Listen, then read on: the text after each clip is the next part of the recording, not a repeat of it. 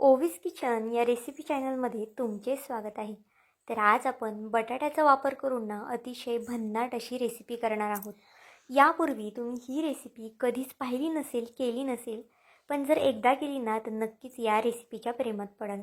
Recipe अशी आहे ना की नाश्त्यासाठी बनवा, डब्यासाठी बनवा किंवा मग जेवणामध्ये बनवा किंवा पाहुणे-रावळे आले तर स्वयंपाकाला किंवा मग नाश्त्यामध्ये काय बनवायचं सुचत नसेल ना, तर अगदी उत्तम पर्याय आहे. नक्कीच एकदा ही रेसिपी करून पहा, ते सुद्धा तुमची अगदी भरभरून कौतुक करतील. आणि जर स्वयंपाकाचा कंटाळा आला असेल ना, तर खरंच ही रेसिपी करा.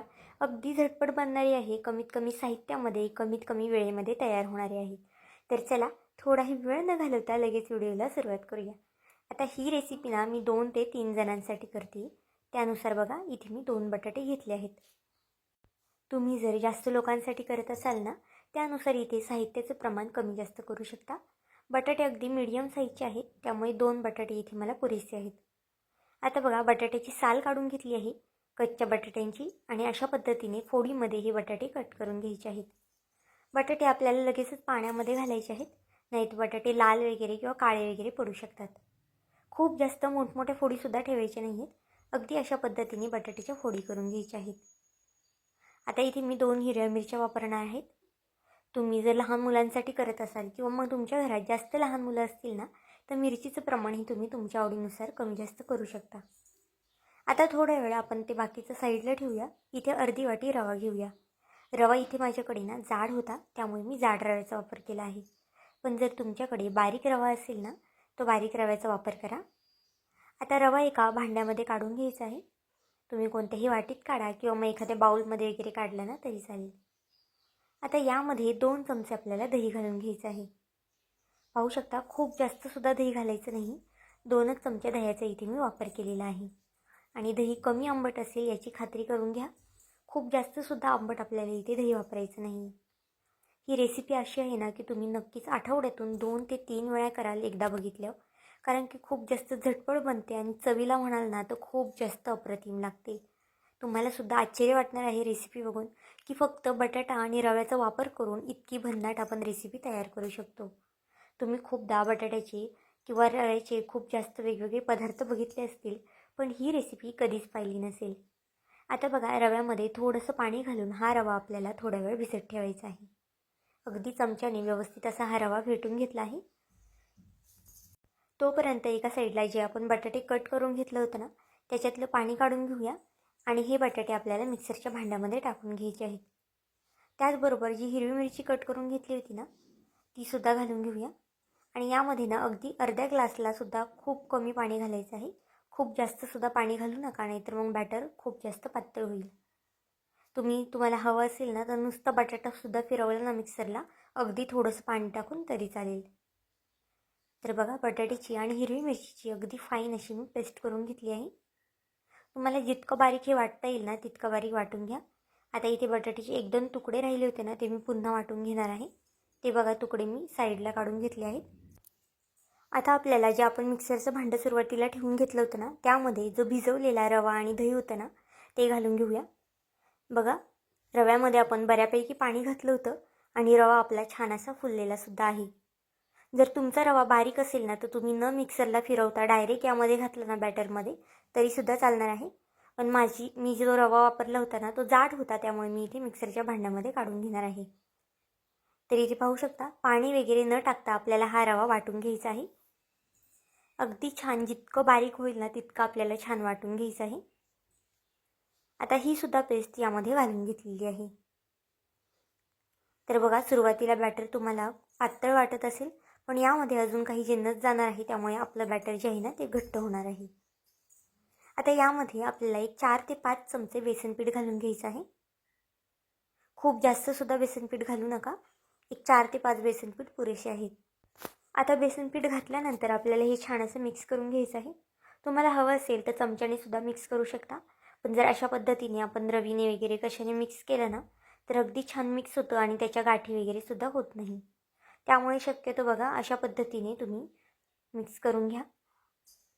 जितकं तुम्हाला हलवता येईल ना, हे म्हणजे जितकं मिक्स करता येईल ना तितकं मिक्स करा. म्हणजे बॅटर जे आहे ना ते अगदी फ्लफी होतं, छान हलकं होतं. त्यामुळे तुम्हाला एक 2 ते 3 मिनटं तरी हे सतत ढवळत राहायचं आहे. जरी अजूनपर्यंत व्हिडिओला एक लाईक आणि सबस्क्राईब केलं नसेल ना, तर नक्कीच व्हिडिओला एक लाईक आणि एक सबस्क्राईब करून घ्या.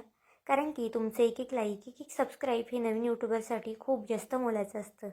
तसाच माझा हा व्हिडिओ तुम्ही कोणत्या देशातून शहरातून पाहत आहात ना, हे सुद्धा मला कमेंट करून सांगायला मात्र विसरू नका. आता हे बॅटर थोड्या वेळ साईडला ठेवून देऊया. तोपर्यंत आपण इथे जी आपली पुढची प्रोसेस आहे ना ती करून घेऊया. एक मिक्सरचं भांडं घेतलं आहे, त्यामध्ये थोडेसे शेंगदाणे घालून घेऊया. 6 ते 7 लसणाच्या सोललेल्या पाकळ्या घालून घेतलेल्या आहेत मी. आणि आपल्याला इथे थोडंसं ओलं खोबरं घालायचं आहे. तुम्ही इथे तुमच्या आवडीनुसार ओलं खोबरं किंवा मग सुकं खोबऱ्याचा वापर करू शकता. त्याचबरोबर इथे 3 ते 4 हिरव्या मिरच्या घातलेल्या आहेत. मिरचीचं प्रमाण इथे तुम्ही तुमच्या आवडीनुसार कमी जास्त करू शकता. जर तुम्हाला खूप जास्त तिखट आवडत असेल ना चटणी, तर तुम्ही थोडीशी मिरची अजून घातली ना तरी चालेल. आता यामध्ये आपल्याला थोडासा पुदिनासुद्धा घालायचा आहे. पुदिना घालणं ऑप्शनल आहे, तुमच्याकडे असेल तर नक्कीच आवर्जून घाला त्याने, कारण की खूप छान टेस्ट येते. आणि मुठभर इतपत आपल्याला कोथिंबीर घालायची आहे. आणि पाणी टाकून ही चटणी आपल्याला छान अशी वाटून घ्यायची आहे. तुम्हाला चटणी जितकी पातळ घट्ट ठेवायची असेल ना, त्यानुसार इथे तुम्ही चटणीमध्ये पाणी घालू शकता. आणि पाहू शकता अगदी फाईन अशी ही चटणी आपण वाटून घेतलेली आहे. एखाद्या वाटीमध्ये तुम्हाला ही चटणी काढून घ्यायची आहे. आता यामध्ये चवीनुसार मीठ घालून घेऊया आणि पुन्हा छान अशी चटणी मिक्स करून घेऊया. तुम्ही ही चटणी ना कशासोबतही खाऊ शकता. जर तुम्हाला पराठे वगैरे करायचे असतील ना, त्यासोबतसुद्धा ही चटणी खाऊ शकता. आता चटणी अजून छान होण्यासाठी ना इथे मी बघा एक छान अशी फोडणी ओतून घेतली आहे. फोडणीमध्ये तेल घेतलं होतं, 1 चमचा मोहरी आणि 1 चमचा इथे मी पांढरे तीळ घालून घेतले आहे. त्याचबरोबर अर्धा चमचा जिरे घालून घेतले आहे. आणि ही आपली चरचरीत फोडणी या चटणीवरती ओतून घ्यायची आहे. नक्कीच एकदा अशा पद्धतीची ही चटणी करून पहा. तुम्हाला हवं असेल ना, तुम्ही डोशासोबत, उत्तप्प्यासोबत, इडली किंवा आप्पे वगैरे करतो ना आपण, त्यासोबतसुद्धा ही रेसिपी ट्राय करू शकता. म्हणजे अशा पद्धतीची चटणी ट्राय करू शकता. खूप जास्त अप्रतिम लागते खायला आणि बनवायलासुद्धा अगदी झटपट आहे. आता आपली चटणी तर तयार झालेली आहे. तोपर्यंत आपण जे बॅटर साईडला ठेवून दिलं ना, ते सुद्धा बघा अगदी छान असं फुललेलं आहे. जो रवा आहे ना, तो अगदी छान फुलतो सुद्धा आणि बेसन पीठसुद्धा यामध्ये अगदी छान असं फुललेलं आहे. आता पुन्हा एक 10 ते 15 सेकंद आपल्याला हे ढवळून घ्यायचं आहे. जितकं तुम्ही छान फेटाल ना, तितकं बॅटर जे आहे ना ते आपलं फ्लफी होतं आणि आपला जो पदार्थ आहे ना, तो अगदी छान जाळीदार होणार आहे. आता हे छान असं मिक्स करून घेतलेलं आहे. तोपर्यंत ना एका प्लेटला इथे मी तेलसुद्धा लावून घेतलं आहे.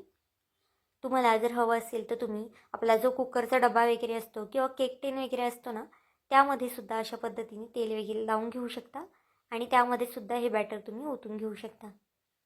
पण मी अशा पद्धतीने एक मीडियम आकाराची जी आपली प्लेट असते ना, त्यालाच तेल वगैरे लावलेलं आहे. ब्रशने लावा किंवा मग हाताने वगैरे सुद्धा तुम्ही तेल व्यवस्थित कडेपर्यंत लावून घ्या. जर तेल लावलं नाही ना, तर आपलं जे बॅटर आहे ना ते खाली चिटकू शकतं. त्यामुळे तेल आवर्जून लावा. आता इथे बघा आपलं जे पीठ आहे ना, ते सुद्धा छान तयार झालेलं आहे. आता यामध्ये आपल्याला चवीनुसार मीठ घालून घ्यायचं आहे आणि पुन्हा छान असं मिक्स करून घ्यायचं आहे. मीठ इथे बेतातच घाला, कारण की आपण चटणीमध्ये सुद्धा मीठ घातलेलं आहे. आणि जर तुम्ही यामध्ये जर थोडंसं जास्त जरी मीठ घातलं ना, तर पदार्थ आपला खायला इतका छान लागणार नाही. आता इथे एखाद्या फोडणी पात्रामध्ये किंवा मग अशा पद्धतीने पळीमध्ये अगदी थोडंसं तेल घालून घेतलं आहे. त्यामध्ये 1 चमचा मोहरी, 1 चमचा जिरे आणि अगदी थोडेसे पांढरे तीळ आणि कोथिंबीर घालून घेतलेली आहे. ही फोडणी आपल्याला यामध्ये ओतून घ्यायची आहे. अशा पद्धतीची फोडणी घातल्यामुळे ना पदार्थ अजून जास्त छान होतो. त्यामुळे फोडणी आवर्जून घाला. फोडणी घातल्यानंतर पुन्हा आपल्याला हे छान असे मिक्स करून घ्यायचं आहे. आणि यामध्ये आपल्याला इनो घालायचं आहे. इनोऐवजी तुम्ही इथे सोड्याचा सुद्धा वापर करू शकता. अगदी चिमूटभर इतपत इनो घालायचं आहे. खूप जास्तसुद्धा इनो घालायचं नाही. इनो घातल्यानंतर पुन्हा आपल्याला थोडा वेळ फक्त मिक्स करून घ्यायचं आहे. ही रेसिपी करायला म्हणाल ना तर खूप जास्त सोपी आहे. तुम्हाला फक्त बटाटा, रवा आणि हिरवी मिरची हे वाटून घ्यायचं आहे. बेसन पीठ घालायचं आहे यामध्ये आणि छान असं बॅटर मिक्स करून ह्याचा ढोकळा करून घ्यायचा आहे. तुम्ही यापूर्वी असा कधी ढोकळा केला होता का, हे सुद्धा मला नक्कीच कमेंट करून सांगा.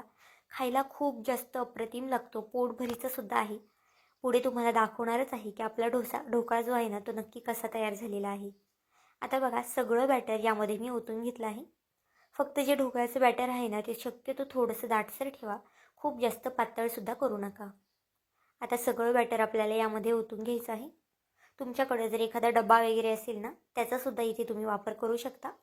पण माझ्याकडे असा परफेक्ट डबा नव्हता ना, त्यामुळे मी इथे प्लेटचा वापर केलेला आहे. आता यामध्ये छान दिसण्यासाठी ना मी इथे थोडेसे चिली फ्लेक्स घातले आहेत. तुम्हाला आवडत असतील तरच घाला किंवा मग तुम्ही स्किप केलं ना तरी चालेल. चिली फ्लेक्सऐवजी तुम्ही जी आपली लाल तिखट किंवा बेडगी मिरची असते ना, तीसुद्धा वरून थोडीशी भुरभरू शकता आणि थोडीशी वरून कोथिंबीर घालू शकता. तोपर्यंत एका साईडला बघा, इथे मी कढईमध्ये पाणी घातलेलं आहे आणि त्यावरती एक चाळण ठेवली आहे. आणि त्यानंतर आपल्याला त्यावरती ही प्लेट ठेवून द्यायची आहे अगदी आल्लाद्री. आणि मीडियम गॅसवरती हा ढोकळा शिजून द्यायचा आहे.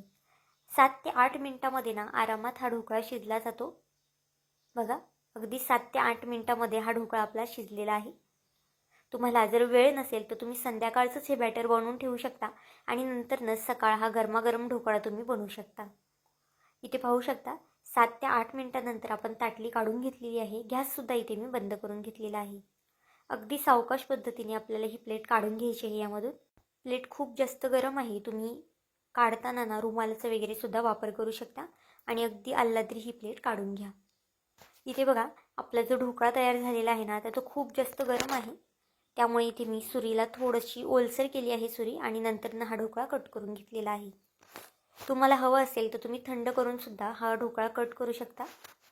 पण बघा, मी गरमागरमच हा ढोकळा कट करून घेणार आहे. जर सुरीला बॅटर चिटकत असेल ना, तर सुरी थोडीशी पाण्यामध्ये भिजून घ्या आणि नंतर कट करा. म्हणजे अगदी परफेक्ट असा ढोकळा आपल्याला कट करता येतो. अगदी छान मऊ जाळीदार असा ढोकळा तयार झालेला आहे. तुम्हाला मी कट केल्यानंतर काढून तर नक्कीच दाखवणार आहे. तुम्हाला हवं असेल तर तुम्ही याची चौकोनी पीससुद्धा कट करू शकता.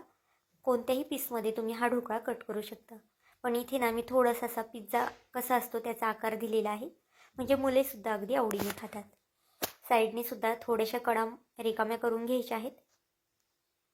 पाहू शकता. आता एक पीस इथे मी काढून दाखवते. चमच्याने वगैरे काढा किंवा मग अशा पद्धतीने तुम्ही सुरीने वगैरे सुद्धा काढू शकता.